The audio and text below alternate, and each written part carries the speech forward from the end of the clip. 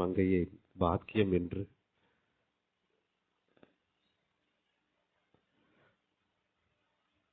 தாய்மையே உலகில் இனிமையான உணர்வென்று உபசரிப்பே சிறந்த உபாசனை என்று இந்த பாரத தேசத்தில் புனித பூமியில் அவதரித்த கிரகலட்சுமி உணர்வில் இருக்கும் சச்சிதானந்த ஸ்வரூபிணியாக இருக்கும் ஆதிலட்சுமியின் அம்சமாக இருக்கும் அனைவரும் இந்த தெய்வ நற்பண்புகளை பெறவே வரலட்சுமி விரதம். அதற்காகவே வரலட்சுமி பூஜையும் நடத்தப்படுகின்றன. அன்பின் வடிவங்களே, ஆதிலட்சுமி ஸ்வரூபங்களே,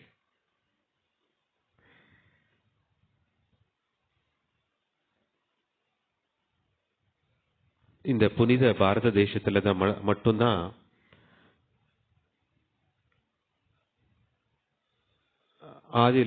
ஆதிசக்தியோட அம்சமா இருக்கக்கூடிய எல்லா மங்கையரையும் வழிபடக்கூடிய அந்த விஷயம், அந்த தத்துவம் இங்கேயே மேலோங்கி இருக்கு. அதை உணர்த்தும் விதமா தான் யுக யுகமா இந்த வரலட்சுமி விரதமும் பல பதிவிரதைகளால பல பல புண்ணிய சக்தி ஸ்வரூபிணிகளால நடத்தப்பட்டு வந்திருக்கு. அந்த நிகழ்வு தான் இப்ப நடந்து முடிந்திருக்கு. வரலட்சுமி விரதம்னும் போது புராணத்துல ஒரு கதை இருக்கு. சாருமதி அப்படின்னு ஒரு பதிவிரதா இருந்தா, மகத பிராந்தியத்துல இருந்தாங்க. அவங்க சிறந்த ஒரு கிரகலட்சுமியா இருந்தாங்க. ஆனா அதே ஒரு உணர்வு, அவங்களோட பக்தியோட உணர்வு எல்லாத்துக்கும் கிடைக்கணும்னு ஆசைப்பட்டாங்க. அந்த உணர்வுக்கு மதிப்பளித்து மகாலட்சுமி, ஆதிலட்சுமி, வரமகாலட்சுமியா அவங்க கனவுல வந்து, சொப்னத்துல வந்து, வரலட்சுமி விரதத்தை நீ அந்த பூஜைய நீ வைக்கணும், அதுக்கு எல்லா விதமான சடங்கு சம்பிரதாயத்தும் வரமகாலட்சுமியை சொல்லி எல்லா சுமங்களையும் நீ அழைத்து அவங்களுக்கு இந்த பூஜா விதியை சொல்லி நெய்வேத்தியம் பிரசாதம் பண்ணி இந்த தாரான்னு சொல்லக்கூடிய இந்த ரக்ஷையை கட்டி எல்லா அற்புதமான நிகழ்வும் அதுக்கப்புறம் நடக்கும்னு அந்த ஆசீர்வாதத்தை வழங்கினாங்க. வெறும் தீர்க்க சுமங்கலியா இருக்கிறதுக்கும், ஐஸ்வர்யம் கிடைக்கிறதுக்கும், ஆரோக்கியம் கிடைக்கிறதுக்கும், செழிப்பு மேலோங்கிறதுக்கு மட்டும் வரமகாலட்சுமி பூஜை கிடையாது. அதையும் காட்டிலும் இதுல நிறைய உள்ளர்த்தம் புதைந்திருக்கு. உண்மையான உள்ளர்த்தம் என்னன்னா, இங்க இருக்கக்கூடிய ஒவ்வொரு கிரகலட்சுமியா நீங்க இங்க இன்னைக்கு வந்திருக்கீங்க. கிரகலட்சுமியோட அந்த சக்திய உள்ள புதைந்திருக்கும், உங்களுக்குள்ள இருக்கக்கூடிய அந்த ஆதிலட்சுமியோட உணர்வை வெளியே கொண்டு வர்றதோட தாத்பரியமும் வரமகாலட்சுமி விரதத்துல அடங்கியிருக்கு. அததான் இன்னைக்கு வரலட்சுமி விரதத்துல நீங்க ஒவ்வொருத்தரும் அதை தான் இன்னைக்கு கேட்கணும் முக்கியமா. ஏன்னா ஆண்களுக்கு இந்த எல்லாமே சக்தியோட வடிவம் தான். ஆனா இங்க ஆண்கள் வடிவமும் பெண்கள் வடிவமும் இருக்கு. ஆனா ஆத்மானும் போது ஆண் பெண் இல்ல. இருந்தாலும் ஆண்களுக்கு 3 விதமான சக்தியே இந்த பூலோகத்துல, இந்த சிருஷ்டியில வழங்கப்பட்டிருக்கு. மனித குலத்துல பொருளை ஈட்டக்கூடிய சக்தி, உடல் பலம், அதே சமயத்துல இன்னொருத்தரை அந்த சமுதாயத்தை பராமரிக்கக்கூடிய சக்தி, மேலோட்டமா பராமரிக்கக்கூடிய சக்தி. இந்த 3 சக்தி தான் ஆண்களுக்கு வழங்கப்பட்டிருக்கு. அதோட என்ன அர்த்தம்னா, உயிரோட்டத்தையும் கொடுத்து இந்த புத்திர பாக்கியத்துக்கு ஒரு ஆணோட வடிவம் ஒரு காரணமாகவும் இருக்கு.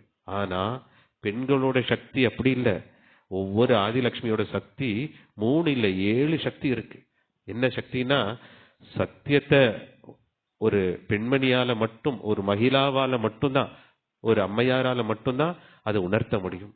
இது 2வது, கணவரையும் தன் குடும்பத்தையும் சமுதாயத்தையும் திருத்தக்கூடிய சக்தி பெண்களுக்கு மட்டுமே உண்டு. இது இரண்டாவது சக்தி. அந்த தர்மத்தின் வழியில சத்தியம் வதா தர்மம் சத்தியத்தை மட்டும் சொல்லு, தர்மத்தை பின்பற்றுங்கிற கூடிய அந்த உணர்வை ஒரு அம்மா, ஒரு தர்ம பத்னி நினைச்சா அதை சமுதாயத்துக்கே எழுச்சியா கொண்டு வரலாம். இதுவும் இருக்கு. அதே சமயத்துல அகிம்சா. இன்னைக்கு பெண்களிடம்தான் அந்த பொறுமை, அந்த சகிப்புத்தன்மை என்று சொல்லக்கூடிய அந்த சகனா, அந்த குணம் இருக்கு. ஆண்கள் கிட்ட இயற்கையாவே இல்லை. அதனாலதான் அவதாரம் எல்லாம் ஆண் வடிவுல வருது தவிர பெண் வடிவுல இல்லை. ஏன்னா பெண்கள் இயற்கையாவே எந்த குறைபாடும் இல்லாதவர்கள், இயற்கையாகவே அந்த சுபாவத்திலே. இந்த வடிவம் ஆண் வடிவத்துல நிறைய அவதாரம் வந்திருந்தாலும், பெண் வடிவத்துல ஆதிசக்தி நிறைய அவதாரம் எடுத்திருந்தாலும், ஒரு ஆணாலதான் ஒரு பெண் தவறான நிலைக்கு எடுத்து செல்லப்படுறா தவிர இயற்கையாவே பெண்களோட ஹிருதயம் மென்மையானது, சகிப்புத்தன்மையோடு இருக்கக்கூடிய அந்த பக்கம். அதுதான் பெரிய ஆன்மீக நிலை. அந்த நிலை அது. நாலாவது உண்மையா அந்த தாய்மையோட உணர்வு. அது எந்த ஒரு பிறந்த குழந்தையும் அது அது பிறந்த உடனேயுமே மான் தான் சொல்ல தவிர அப்பான்னு சொல்றதே இல்லை. அந்த தாய்மையோட சிறந்த இனிமையான உணர்வை பெண்களால மட்டும்தான், மங்கைக்கரசியாளர்கள் மட்டும்தான் அது அந்த அந்த அதுக்கு அவங்க மட்டும்தான், நீங்க மட்டும்தான் தகுதியானவர்கள். அதையும் காட்டிலும் முக்கியமான விஷயம், ஒரு கிரகலட்சுமி நினைச்சாங்கன்னா அந்த கிரகத்தையும் மாத்தி இந்த புத்திரிகளையும் சத்கர்மத்துல சரியான வழிபாதையில ஈட்டு சென்று அவங்கள சமுதாயத்துல பெரிய நிலைக்கு எடுத்துட்டு கூடிய சக்தியும் அது பெண்களுக்கு மட்டுமே. இத்தனை விஷயமும் சத்திய, தர்மம், சாந்தி, அகிம்சை, பிரேமம், ஸ்வனாபுத்தி, சகனா அப்படின்னு சொல்லக்கூடிய, சகனா சகிப்புத்தன்மை, பொறுமை, இது எல்லாமே பெண்மணிகளுக்கு மட்டும் உண்டு, சக்தி ஸ்வரூபிணிகளுக்கு மட்டும் உண்டு. இதை உங்களுக்குள்ள இருக்கு. நீங்க இந்த நிலையில இருக்கீங்களா, இல்லைன்னா அந்த நிலைக்கு நீங்க வரணும்னு சொல்லக்கூடிய ஒரு விரதமா தான் வரலட்சுமி விரதமும் இருக்கு. வரலட்சுமி விரதம் தீர்க்க சுமங்கலிக்கு மட்டும் இல்லை, ஆனா எல்லாத்திலையும் சுபிக்ஷத்தை, சுபமங்கலத்தை பார்க்கணும், நேர்மறையான எண்ணத்திலேயே இருக்கணும், அளப்பரியா அன்புல, தன்னலமற்ற சேவையில இந்த சமுதாயத்தோட எழுச்சிக்கும் ஒரு தாயாரால, ஒரு தர்ம பத்னியா நீங்க உங்களை முழுமையா சமர்ப்பிக்கணும். அதனாலதான் நான் ஆரம்பத்துல நானும் இந்த உணர்வுதுல நான் சொன்னது, பொறுமை விட ஒரு பெரிய பொக்கிஷம் கிடையவே கிடையாது. தன்னலமற்ற தன்மையே தான் கிரகலட்சுமியோட தத்துவமே.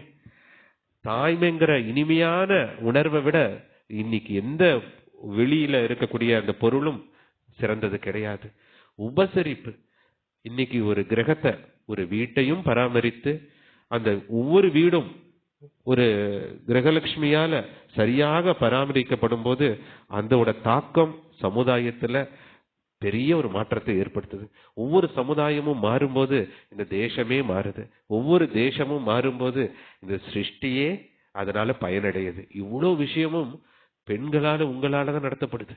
அதனாலதான் சொல்றேன், ஒவ்வொரு செயலுக்கு பின்னாடியும் உங்களோட சகிப்புத்தன்மை, உங்களோட அளப்பரிய அன்பு, தன்னலமற்ற தன்மை நிலை, அதே சமயத்துல நிபந்தனையற்ற கருணையால தான் இன்னைக்கு அன்பு அது செயலா மாறி சமுதாயத்துல நிறைய எழுச்சிக்கும் அது வித்திடுது. இதுதான் ஒவ்வொருத்தரும் இன்னைக்கு உணரணும். வரமகாலட்சுமி விரதம் சாருமதியால, சிவசக்தி சம்பாதத்தால இன்னைக்கு இந்த பூலோகத்துக்கு வரப்பிரசாதமா வழங்கப்பட்டாலும், இன்னைக்கு வரலட்சுமி கிட்ட கேட்கக்கூடிய வரம் அதுதான். ஒவ்வொரு கிரகலட்சுமியா இருக்கக்கூடிய நாங்க இன்னைக்கு வரமகாலட்சுமியா மாறணும். வரமகாலட்சுமியா மாறணும்னா இந்த 7 நிலையில நீங்க இருக்கணும். உங்களுக்கு பொறுமையே பொக்கிஷமா இருக்கணும், தன்னலமற்ற சேவையே தத்துவமா இருக்கணும், தாய்மைங்கிற உணர்வு. தாய்மைங்கிறது வெறும் உங்க உடல் மூலியமா பிறந்த குழந்தைங்க இல்ல, நீங்க இந்த அண்டசராசிரமத்துக்கு ஒரு தாயா, எப்படி வரமகாலட்சுமிக்கு, ஆதிசக்திக்கு இந்த எல்லாமே குழந்தைகளோ அந்த உணர்வுல, சுயநலம் தாண்டி எல்லா உணர்வுல நீங்க அந்த தாய்மை உணர்வுல இருக்கணும். அதே சமயத்துல சகிப்புத்தன்மை தான் உங்களுக்கு வழங்கப்படக்கூடிய பெரிய சான்றிதழ். இன்னைக்கு உலகத்துல நிறைய சான்றிதழ்கள் அரசாங்கம் கொடுக்கலாம், சமுதாயம் கொடுக்கலாம், உங்க குடும்ப உறுப்பினர்களே கொடுக்கலாம். ஆனா பெரிய சான்றிதழ் என்ன தெரியுமா? உங்களுக்கு கொடுக்கப்பட்டிருக்கூடிய சான்றிதழ் கிரகலட்சுமி, இல்லத்தரசி, இல்லாள், அன்புடையாள், அதே சமயத்துல தர்ம பத்னி, அர்தாங்கினி என்று சொல்லக்கூடிய இந்த பட்டம் அது பெண்மணிகளுக்கு மட்டுமே உகந்தது. இதுதான் சிறந்த பட்டம். இது கடவுள் உணர்வால, தெய்வ உணர்வால உங்களுக்கு வழங்கப்பட்ட பட்டம். அதே சமயத்துல நீங்க ஒவ்வொருத்தரும் இந்த குணங்கள் எல்லாம் இருக்கா அப்படின்னும் போது நீங்க கிரகலட்சுமியிலிருந்து வரலட்சுமி நிலைக்கு போயிடுறீங்க. நீங்க நினைச்சா இந்த குடும்பத்தையும் மாத்தலாம். குடும்பம் மாறும்போது இந்த சமுதாயமும் மாறும். சமுதாயம் மாறும்போது தேசமும் இந்த உலகும் பயனடையும். அதை நீங்க உணர்த்தக்கூடிய ஒரு நிகழ்வா, ஒரு சடங்கு சம்பிரதாயமா தான் வரமகாலட்சுமி பூஜை இருக்கு. ஏன்னா வரமகாலட்சுமி பூஜை பண்ணா தீர்க்க சுமங்கலி நீங்க இருப்பீங்க.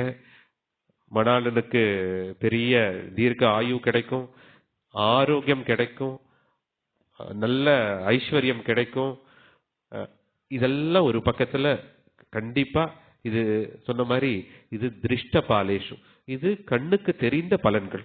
ஆனா உள்ள புதைந்த உள்ளர்த்தத்தோடு இருக்கக்கூடிய பலன்கள் என்னன்னா, நீங்க அந்த வரமகாலட்சுமி நிலையே கேட்கணும். உங்களோட நிலை இதெல்லாம் வழங்கக்கூடிய அந்த நிலை எனக்கு வழங்குங்க.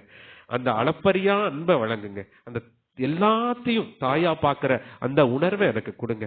பொறுமையா இருக்கக்கூடிய அந்த பொக்கிஷம் எனக்குள்ள இருக்கட்டும். சகிப்புத்தன்மை மேலோங்கட்டும். சமத்துவம் அந்த நிலைய எனக்கு வழங்குங்க என்னும் போதுதான் நீங்க உச்சபட்ச நிலையை அடையறீங்க. இததான் நீங்க வரமகாலட்சுமி கிட்ட கேட்கக்கூடிய ஒரு அற்புதம் நாளா இந்த நாள் இருக்கு. புராணத்துல நிறைய கதைகள் இருந்தாலும் வரமகாலட்சுமி விரதத்தால அன்னைக்கு பதிவிரதையா இருக்கக்கூடிய சாவித்திரி தன் இறந்த கணவரோட உயிரை மீட்டு எடுத்துட்டு வந்தாங்க வரல மகாலட்சுமி விரதத்தோட சக்தியால. அதே சமயத்துல சாருமதி அவங்களோட பதிவிரத சக்தியால, அன்பால, பதி மேல வச்சிருந்த அந்த கணவன் மேல வச்சிருந்த பக்தியால அந்த குளிர்ந்து விட்டு இருக்கக்கூடிய அந்த அக்னிய கூட அவங்களோட தெய்வ திருஷ்டியால அதை அமைதி அடைத செய்தாங்க. மாதா அனுஷியா மும்மூர்த்திகளும் தன் தாய்மை உணர்வால அந்த குழந்தையா மாத்தினாங்க. சீதா அந்த பதிவிரத சக்தியால அக்னி பரீட்சைய மீண்டு வந்தாங்க. திரௌபதி பஞ்ச பாண்டவர்களுக்கு தர்ம பத்னியாக இருந்தாலும் பஞ்ச மகா கன்யாவா கிருஷ்ணரோட வாக்குக்கு பின்பற்றி தான் பஞ்ச பாண்டவரை கல்யாணம் மனம் முடித்திருந்தாலும் அந்த பதிவிரதையோட சக்தி அவங்க இன்னும் பஞ்ச மகா கன்யாங்கிற அந்த பட்டத்தையும் அது பெற்றாங்க. இந்த மாதிரி எண்ணற்ற உதாரணங்களை புராணம் மூலியமா சொல்லிட்டே போலாம். இதெல்லாமே இன்னைக்கு எதனால சாத்தியம்? அன்பால தான் சாத்தியம். அவங்க கணவர் மேல வச்சிருந்த அன்பு, அவங்க கணவருக்கு செய்த பணிவிடை, இந்த உலக நன்மைக்காக செய்த உபசரிப்பு, சகிப்புத்தன்மையோட இருந்த அந்த உணர்வு, இதனாலதான் அவங்களுக்கு இத்தனை விஷயமும் கிடைக்கப்பெற்றது. அந்த ஒவ்வொருத்தருக்குள்ளேயும் அந்த சக்தி இருக்கு. அளப்பரிய அன்புல, தன்னலமற்ற சேவையில ஈடுபடும் போது, நிபந்தனையற்ற கருணையில இருக்கும்போது உங்க ஒவ்வொருத்தருக்குள்ளேயும் அந்த வரமகாலட்சுமியோட சக்தி உங்களுக்குள்ள இருக்கு. அதை நீங்க உணரக்கூடிய ஒரு நிகழ்வாதான், ஒரு சடங்கு சம்பிரதாயமா தான் வரலட்சுமி விரதம் சடங்கு. இப்ப இந்த பூஜா விதி கூட ஒவ்வொரு உள்ளர்த்தத்தை அடங்கி. இப்போ பூஜா செய்யறதுக்கு முன்னாடி அம்மனோட அழைப்புதல், அம்மாவோட உணர்வை வடிவம் மூலியமா வரவேற்கிறோம். அம்மன் அழைப்புதல் அப்படின்றோம். அது அந்த விக்கிரகத்துக்கு பிராண பிரதிஷ்டை, உங்களோட பிராணத்தை அந்த தீஷ்டமா கொடுக்கறதுனால பிராண பிரதிஷ்டையும் நடக்குது. சுத்தகரிப்பு சொல்லக்கூடிய வெளிப்புற சுத்தமும் உள்ளுற சுத்தமும் இருக்கு. அப்போ அம்மன் அழைப்புதலுக்கு முன்னாடி அந்த சுத்தம் ரொம்ப முக்கியம். வெளியிலையும் சுத்தம் பண்ணணும், இந்த தேகத்தையும் சுத்தம் பண்ணணும், உள்ள இருக்கிற பவித்திரமா இருக்கக்கூடிய தேகின்னு சொல்லக்கூடிய ஆத்ம சுத்தியும் நடக்கணும். இந்த ஆத்ம சுத்தி நடக்கணும்னா மனசு கலங்கம் இல்லாம மனுஷா இருக்கணும், கபடம் இல்லாம மனுஷா இருக்கணும். அந்த மனசுல நீங்க இருக்கீங்களா? அன்பு மட்டும் தான் உங்களுக்கு இருக்கணும். எந்த விருப்பு வெறுப்பு, கோபம், ஆசை, பேராசை, பொறாமைங்கிற இந்த எண்ணங்கள் எல்லாம் இருக்கவே இருக்கக்கூடாது. இந்த நிலை இருக்கும்போது அம்மனோட அழைப்புல வெளிப்புற அழைப்பும் அந்த விக்கிரகம் மூலியமா, சச்சிதானந்த அர்ச்சை விக்கிரகம் மூலியமா நடக்கும். அந்த உணர்வும் உள்ள அது அமரும். அதுக்கப்புறம் என்ன? அதுக்கப்புறம் இந்த தாரம்னு சொல்லக்கூடிய கையில கட்டக்கூடிய அந்த சரடு ரக்ஷைன்னு சொல்லுவாங்க. அது கட்டும்போது அதுக்கு உள்ளர்த்தம் என்னன்னா, நான் ஒவ்வொருத்தரோட சார்ந்திருக்க, அதே சமயத்துல இந்த அண்ட பிரம்மாண்டத்தை இயக்கக்கூடிய உங்க சக்தியோட என்னைக்குமே எங்களுக்கு தொடர்பு இருக்குன்னு சொல்லக்கூடியதுதான் அந்த தாரன்னு சொல்லக்கூடிய சரடு. அதுதான் உணர்த்தது. அந்த சமத்துவத்தையும் ஒருமைப்பாடையும் ஏக்கத்துவத்தையும் அதே சமயத்துல ஒவ்வொருத்தரும் சார்ந்துதான் இருக்கக்கூடிய அந்த தத்துவத்தையும் உணர்த்தக்கூடியதுதான் அந்த ரக்ஷை. அதுக்கப்புறம் விரதம்ங்கிறது ஒரு விதத்துல இன்னைக்கு வரலட்சுமி விரதம் எதையும் இந்த ஆகாரமா எடுத்துக்கல அப்படின்னும் போது அந்த சுய கட்டுப்பாடையும் ஒழுக்கத்தையும் அது உணர்த்தது. கடவுள் கொடுத்த இந்த தேகத்தை வச்சு எல்லா இடத்திலும் கடவுளை பார்த்து அளப்பரியா அன்புல, நிபந்தனையற்ற கருணையில, தன்னலமற்ற சேவையில ஈடுபட்டு அந்த சேவையோட பலனையும் நான் கடவுளுக்கே முழுமையாக சமர்ப்பிக்கிறேங்கிற அந்த உணர்வையும் அந்த சுய கட்டுப்பாடு ஒழுக்கத்து மூலியமா அதை நம்ம உணர்ந்துக்கலாம். அதையும் ஒரு விதத்துல இந்த விரதம்ங்கிறது மனசுல இருக்கக்கூடிய இந்த ஆகார விரதம் ஒரு பக்கத்துல இருந்தாலும் மனசுல இருக்கக்கூடிய அந்த எண்ணோட்டத்தை நிறுத்துறது. எண்ணோட்டம் எல்லாம் கடவுள் இணைப்பிலேயே இருக்கிற மாதிரி வச்சுக்கிறது. இதையும் அந்த பூஜா விதி உள்ளர்த்தம் உணர்த்து. அதுக்கப்புறம் கடைசியில சங்கல்பம் என்னும்போது என்ன? இந்த பூலோகத்துல நான் பிறந்துட்டேன், ரொம்ப அற்புதமான பிறவி, பெண் வடிவத்துல நான் இருக்கேன். எல்லாத்துக்கும் தாய்மை உணர்வை நான் வாத்சல்ய பாவத்தை கொடுத்து, அதே சமயத்துல என் பதிக்கு, என் மணாளனுக்கு நான் எல்லாமே அவர்தான் என்னோட பாக்கியம் என்ன சேவையை செய்து எந்த எதிர்பார்ப்பும் இல்லாம நான் இந்த லோக சேமத்துக்காக, உலக நன்மைக்காக, சமுதாய எழுச்சிக்காக நான் அன்றாட என்னோட நீங்க வழங்கின சக்தியை முழுமையா உங்களுக்கு நான் சமர்ப்பணம் செய்யறேங்கிற அந்த மகா சங்கல்பம்.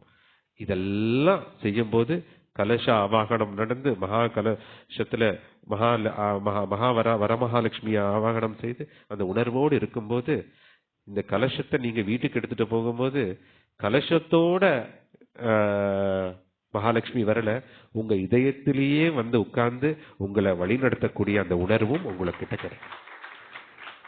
அதுல ஒவ்வொரு பூஜைக்கு பின்னாடியும் ஒரு உள்ளர்த்தம் புதைந்திருக்கு. அந்த புதைந்த உள்ளர்த்தத்தை வெளிக்கொண்டு வர்றதுக்கு தான் இந்த சடங்கு சம்பிரதாயத்தும் யுக யுகமா நடந்துட்டு வந்திருக்கு. இத நீங்க தெரியும் போது, இன்னைக்கு இப்போ மகா கலச பூஜை முடிஞ்சது, ஷரடு கட்டி முடிஞ்சது, மகாமங்கள ஆர்த்தி நடக்க போகுது. இந்த கலசத்தோட இந்த மகாலட்சுமியோட உணர்வை நீங்க எடுத்துட்டு போனாலே போதும். மகாலட்சுமியோட நிலை எப்படி இருக்கும்னு நீங்க யோசிச்சு, மகாலட்சுமி எப்படி ஆதிலட்சுமி எப்படி எல்லாத்தையும் தன் குழந்தைகளா பார்ப்பாங்க, அளப்பரியா அன்புல இருப்பாங்க, சுயநலம் இல்லாம இருப்பாங்க, அந்த அன்பை வாரி வாரி வழங்குவாங்க, சகிப்புத்தன்மையோட உச்சத்துல இருப்பாங்க. இத்தனை குணங்களும் பாரத பெண்மணிகளுக்கு தெய்வம் கொடுத்த பிரசாதம். அந்த பிரசாதத்தை இன்னைக்கு ஒரு முறை இன்னொரு முறை வரப்பிரசாதமா மகாலட்சுமி கிட்ட நீங்க கேட்கணும். இதுதான் இதோட தாத்பரியமே. எல்லாமே ஆதிலட்சுமி ஆதிசக்தியோட அம்சம்தான் இந்த உலகத்துல இருக்கக்கூடிய அத்தனை பெண்மணிகளும். ஆனா பாரத தேசத்துலதான் இந்த பூஜை புரஸ்காரத்தும் இந்த பூஜா விதிக்குள்ள உள்ளர்த்தமும் உங்களுக்கு சொல்லப்பட்டிருக்கு. நினைச்சு பாருங்க. இந்த நிலையில இருக்கும் போதுதான் உங்களோட தாய்மை, உங்களோட பதிவிரத்தைக்கு உண்டான சக்தியை நீங்க உள்ளார்ந்தே அதை உணர முடியும். பெண்மணிகள் நினைச்சா, நீங்க கிரகலட்சுமி நினைச்சா வரலட்சுமி ஆகி வரத்தையும் வாரி வழங்கி ஒவ்வொருத்தரோட மனமாற்றத்துக்கும் நீங்க வித்திடலாம். சமுதாயத்தோட ஏற்றத்துக்கும் நீங்க காரணமா இருக்கலாம். அதே சமயத்தோட தேசத்தோட வளர்ச்சிக்கும் நீங்க முக்கிய காரணமா முக்கிய பங்காற்றுவீங்க. இதுதான் இன்னைக்கு இன்னைக்கு அறியாமையில தான் நிறைய பேரு இன்னைக்கு பெண்மணிகளுக்கு மகளிருக்கு எத்தனை இட ஒதுக்கீடு கொடுக்கணும்னு இந்த ஒரு விவாதமும் நடந்துட்டு இருக்கு. 33% 50%. பரமேஸ்வரர் 100% கொடுத்துட்டார். தன் அர்த்தாங்கினியா தன்னோட வாமபாகத்தையே கொடுத்துட்டார். நாராயணன் தன் ஹிருதயத்துல லக்ஷ்மிக்கு இடம் கொடுத்துட்டார். என்னைக்கும் தெய்வங்கள் தன் சரிபாதியா தன்னை காட்டிலும் பெருசாதான் மங்கையர்களுக்கு மகிழாசுக்கு அந்த சக்தி ஸ்வரூபினிகளுக்கு அந்த இடத்தை கொடுத்திருக்காங்க. அதனாலதான் பாரதிய சம்ஸ்கிருதியில சம்ஸ்காரத்துல சனாதன தர்மத்துல சீதாராமா, லக்ஷ்மி நாராயணா, பார்வதி பரமேஸ்வரா, ரகுமாயி விட்டலா, வைஷாலி நவீன் சாய் அப்படின்னு சொல்றாங்க. இன்னைக்கு இந்த வடிவமும் இங்க தியாக உணர்வுல எண்ணற்ற நல்ல காரியங்களை சத்யசாய் உணர்வுலயே ஆதிலட்சுமி உணர்வுலயே இன்னைக்கு இந்த லோகத்துக்கு செஞ்சிட்டு இருக்குன்னா இந்த வடிவம் அதுக்கும் காரணம் என்னோட தர்ம பத்னி தான். தர்ம பத்னிக்கும் கர்ம பத்னிக்கும் ரெண்டே வித்தியாசம் தான். கர்ம பத்னி ஆசையை திருப்திப்படுத்துறதுக்காக தன் தேவைகளை பூர்த்தி செய்வதற்காக கணவன் கிட்ட இருந்து குடும்பத்தை கிட்ட இருந்து தன்னோட ஆசையும் தேவையும் பூர்த்தி செய்யறதுக்காக சுயநலத்தோட சேவை செய்பவர்கள் கர்ம பத்னிகள். அதே சமயத்துல தன் கணவர் தன் மணாளனே தன் பாக்கியம் என்று பொறுமையோட சகிப்புத்தன்மையோட குடும்பத்து அனைத்து உறுப்பினர்களுக்கும் சேவை செய்து எந்த எதிர்பார்ப்பும் இல்லாம அத்தனை சோதனைகளும் வேதனைகளும் தாண்டி செய்யக்கூடிய சேவையில இம்முகத்தோடு அந்த உபசரிப்பை செய்யும் போது ஒவ்வொரு சத்புத்திரனையும் சத்புத்திரியும் தனக்கு தன் உடம்பு மூலியமா பிறந்த அத்தனை வடிவத்தையும் சமுதாய நலனுக்காக அவங்க முழுமையா சமர்ப்பிக்கும் போது அவங்க தர்ம பத்தினி ஆயிடுறாங்க. கர்ம பத்தினிக்கும் தர்ம பத்தினிக்கும் இதுதான் வித்தியாசம். நிறைய உதாரணம் சொல்லிட்டே போலாம். மகாத்மா காந்தியோட தாயார் புட்லிபாய் ஒரு முறை அவங்களுக்கு அன்றாட பூஜை செய்துதான் நெய்வேத்தியம் ஆகாரத்தை எடுத்துப்பாங்க. ஒரு சின்ன ஒரு அறிகுறி வந்தாதான் அவங்க ஆகாரம் அந்த நெய்வேத்தியத்தை பிரசாதமா எடுத்துப்பாங்க. இல்லைன்னா ஒன்னும் சாப்பிடாம அப்படியே அந்த பூஜை உணர்வுலயே கடவுளோட நினைப்பிலேயே இருப்பாங்க.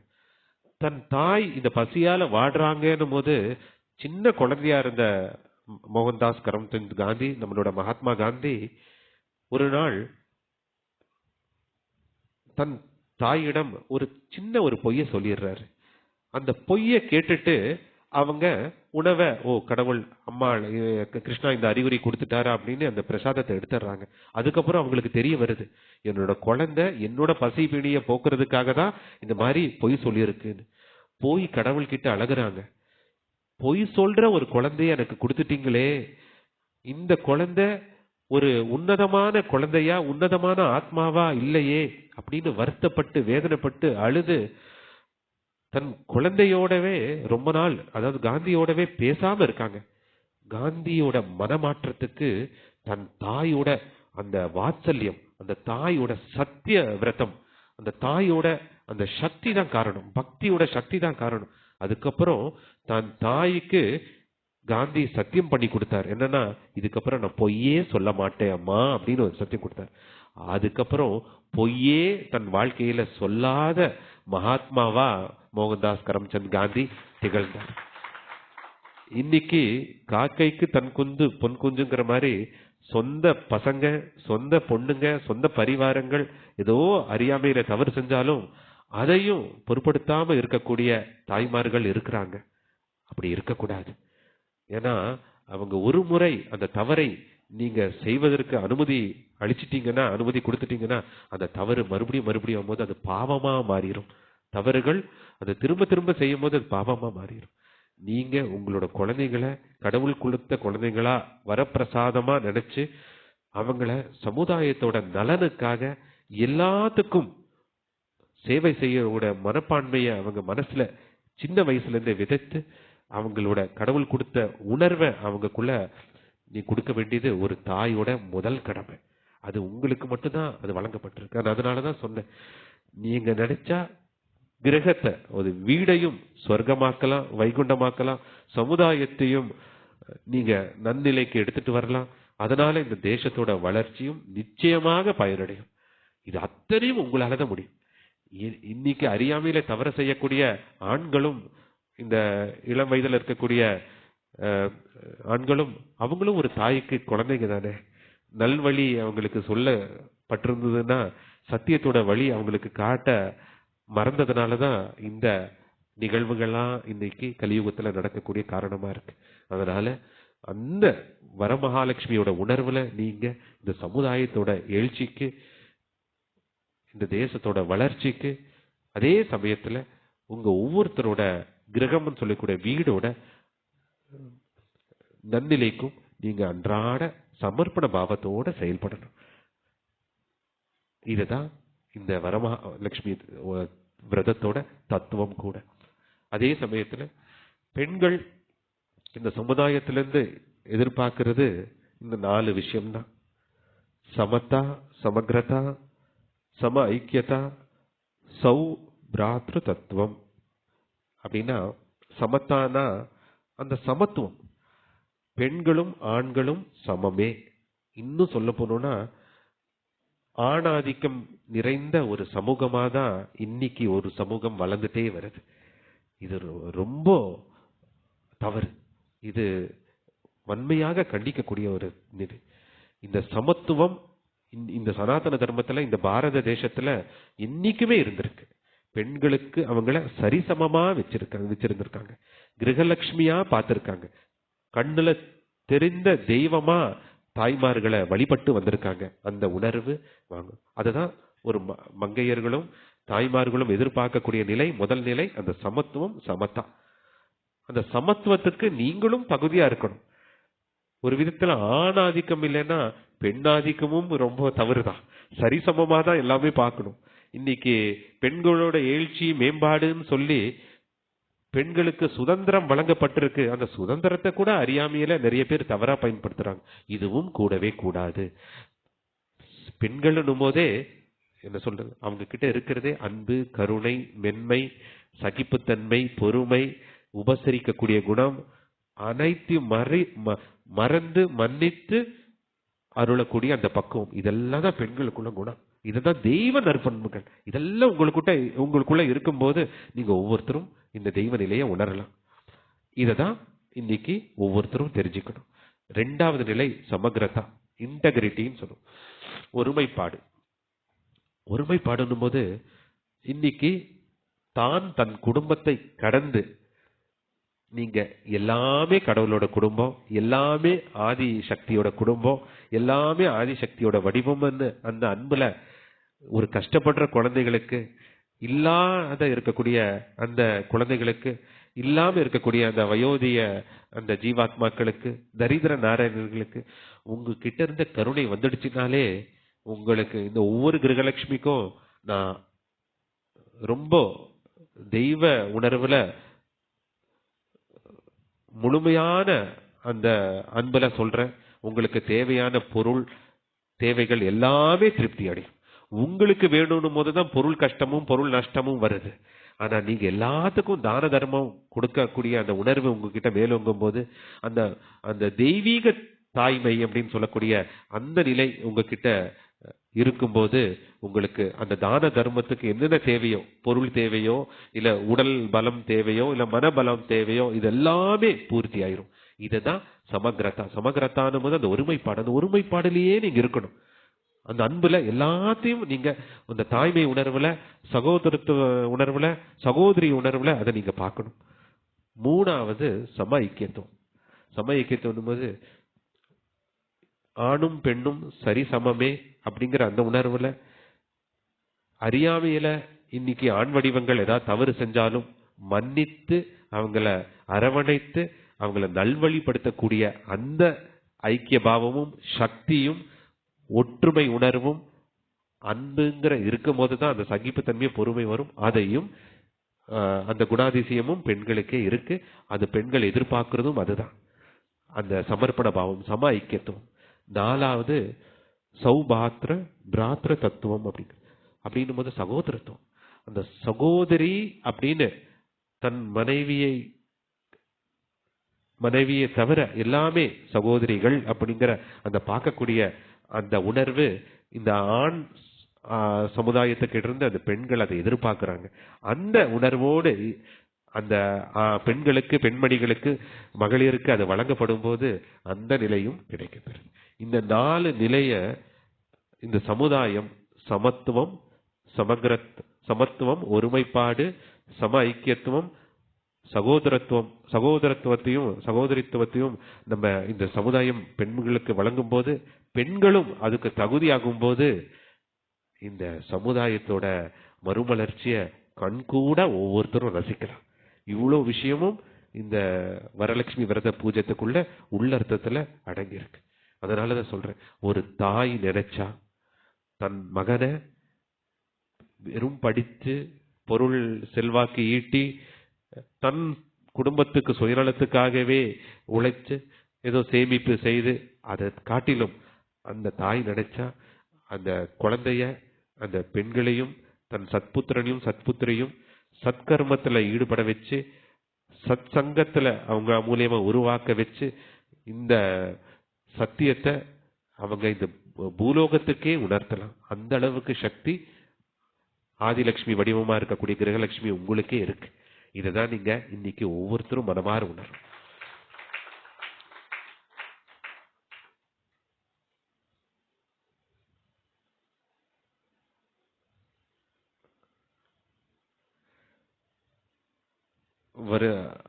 வருகிற காலத்துல ஸ்ரீ சத்யசாய் குரு சரணாமிர்தம் என்கிற பெரிய ஒரு மண்டபத்தை ஹாலை நான் கட்ட போறேன்.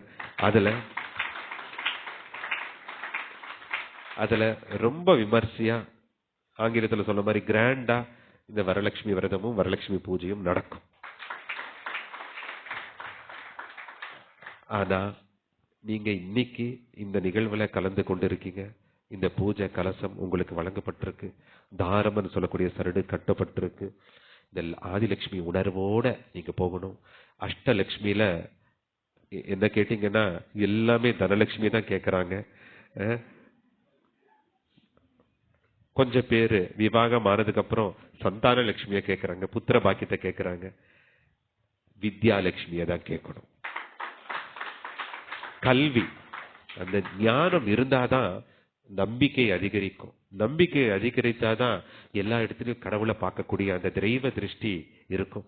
அந்த தெய்வ திருஷ்டி இருக்கும் போதுதான் அளப்பரியா அன்புல நிபந்தனையற்ற கருணையில நீங்க இருக்கலாம். அளப்பரியா அன்புலையும் நிபந்தனையற்ற கருணையில நீங்க இருந்தாலே பொறுமை, சகிப்புத்தன்மை, உபசரிக்கக்கூடிய குணம், தன்னலமற்ற சேவை, பரிவாரத்தை, குடும்பத்தை பார்த்துக்கிறது, மன அழுத்தம் இல்லாம இருக்கிறது.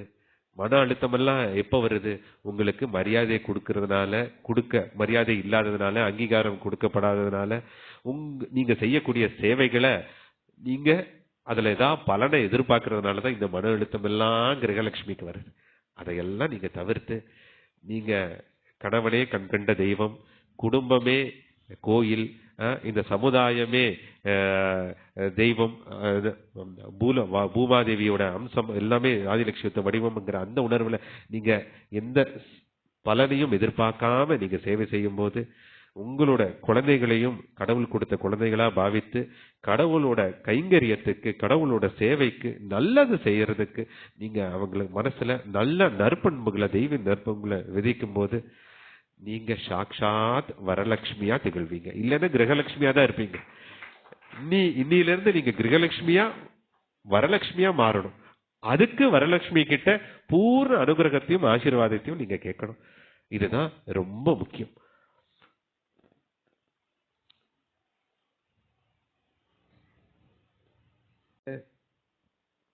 கோயிலா மாத்துறதும் இல்லைன்னா சண்டை கூடமா மாத்துறதும் உங்க கையில தான் இருக்கு. உங்க கையில தான் இருக்கு. உங்களோட சகிப்புத்தன்மை தான் எல்லாத்துக்கும் மனமாற்றத்துக்கு காரணமா இருக்க போகுது. சமுதாயத்தோட எழுச்சிக்கும் அதுதான் காரணமா இருக்க போகுது. அந்த உணர்வோட நீங்க மேலோங்குங்க. உங்களை இங்க வந்திருக்கும் கூடிய எல்லா கிரகலட்சுமியும், உங்களுக்குள்ள இருக்கக்கூடிய ஆதிலட்சுமி உணர்வை நான் முழுமையா ஆராதிக்கிறேன். முழுமையா அந்த உணர்விலேயே இருந்து உங்களுக்கு பூர்ண ஆசீர்வாதத்தையும் நான் வழங்குறேன். வரலட்சுமியோட ஆசீர்வாதத்தும் உங்களுக்கு பூர்ணமா கிடைக்கட்டும். தன்னலமற்ற சேவையில ஈடுபடுங்க. அளப்பரிய அன்புல இருங்க. இந்த சமுதாயத்தோட ஏற்றத்துக்கு அன்றாட பாடுபடுங்க. இதுதான் நீங்க ஒவ்வொருத்தரும் இருக்கக்கூடிய நிலை. பிரேம பாவம், தியாக பாவம், அன்புங்கிற அந்த உணர்வு, தியாக உணர்வால தான் நீங்க இந்த சமுதாயத்திலையும் உங்க வீட்டிலையும் இல்லறத்திலையும் நீங்க மாற்றத்தை ஏற்படுத்தலாம். அதுதான் நீங்க ஒவ்வொருத்தருக்கிட்டையும் கேட்கணும். அந்த அந்த ஒவ்வொருத்தருக்கிட்டையும் அதை தான் நீங்க உணரணும்.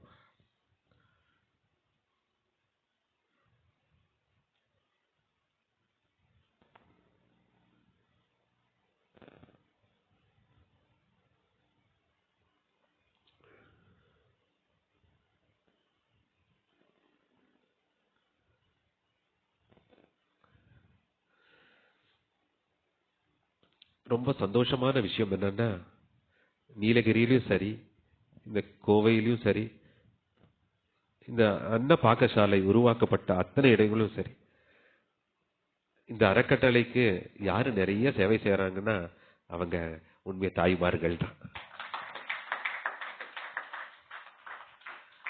தாய்மார்கள் தான் நிறைய சேவை செய்யறாங்க. ஏனோ ஆண்களுக்கு அந்த பொறுமையே இல்லை. ஒரு விதத்துல அவங்களோட வாழ்வாதாரம், வாழ்வியல் அதை நோக்கியே ஓடிக்கிட்டு இருக்காங்க. பக்தி இருக்கு, அப்பப்போ வந்துட்டு போகுது. பக்தியோட பாவத்தோட அந்த தன்னலமற்ற சேவைய என்னைக்குமே அவங்களுக்காக அவங்க எதையும் பிரார்த்திக்காம குடும்ப நலனுக்காகவே இருக்கக்கூடிய அந்த தியாக ஜீவிகள் தான் நீங்க அமர்ந்துட்டு இருக்கக்கூடிய கிரகலட்சுமி. இதே தியாக உணர்வு இன்னும் மேலோங்கட்டும். எல்லாத்திலையும் கடவுளை பாருங்க, எல்லாத்திலையும் ஆதிலட்சுமி வடிவத்தை பாருங்க. அந்த வித்யாலட்சுமி மட்டும் வந்துட்டானா, அந்த ஞானம் வந்துடுச்சுன்னா அன்பால நீங்க உண்மைய தைரிய லட்சுமிய நீங்க உள்வாங்கிடலாம். தைரிய லட்சுமி ரொம்ப முக்கியம். எந்த காலகட்டத்திலையும் சுக துக்கத்திலையும் வித்யாலட்சுமி இல்லாம வீரலட்சுமின்னு சொல்லக்கூடிய தைரிய லட்சுமி வரமாட்டா. இந்த வித்யாலட்சுமி எங்க இருக்காளோ அங்க தைரிய லட்சுமியும் இருக்கா. ஞானத்தால உங்களுக்கு நம்பிக்கை அதிகரித்து வருங்காலத்தோட கவலையெல்லாம் இல்லாம கடந்த காலத்தோட கசப்பான தன்மையெல்லாம் உங்க மனசுல இருந்து அழிச்சு நிகழ்காலத்துல நிம்மதியா இருந்து அந்த தைரிய லட்சுமியால நீங்க என்ன பண்ணுவீங்க? வெற்றிங்கிற அந்த விஜயலட்சுமிய அடைவீங்க. விஜயலட்சுமியாவே வாழ்வீங்க. இந்த நிலைதான் ரொம்ப முக்கியம். அதனால இந்த ஞானம் என்னன்னா, கடவுள் எல்லாத்துக்குள்ளயும் இருக்கார், எல்லா வடிவிலும் இருக்கார். அளப்பரிய அன்பு, நிபந்தனையற்ற கருணை, இதுதான் கடவுளோட நிலை. அந்த நிலையை எனக்கு வழங்குகன்னு வர மகாலட்சுமி கிட்ட கேட்டு அந்த தைரிய லட்சுமியை நீங்க உள்வாங்கி அந்த தைரிய லட்சுமி மூலியமா நீங்க வெற்றி லட்சுமியா விஜயலட்சுமியா ஒவ்வொருத்தரும் வாழணும். இதுக்கு வரலட்சுமி விரதமும் இந்த சாய் மகாலட்சுமியும் நான் உங்களுக்கு அருள் பிரசாதமா இந்த ஆசீர்வாதத்தை வழங்குறேன். மற்றற்ற மகிழ்ச்சி, ரொம்ப சந்தோஷம், என்னோட பூர்ண ஆசீர்வாதம்.